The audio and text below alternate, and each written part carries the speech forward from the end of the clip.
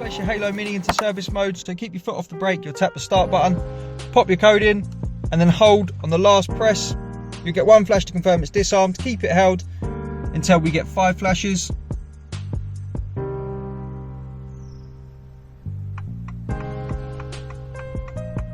Now let go of the button. This is a normal car, so you'll see it doesn't activate. The vehicle would start now without the code, and obviously Ford would be able to road test it, do what they need to do. When you get it back to turn the system back on, you turn the ignition on, do the same process again, so pop your code in and hold on the last press.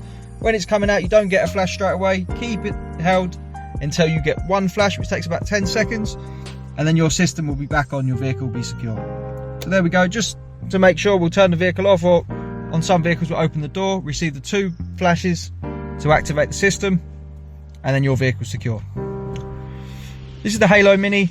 This vehicle is a 2025 spec Ford Puma, protected with Halo Mini. Thanks for watching.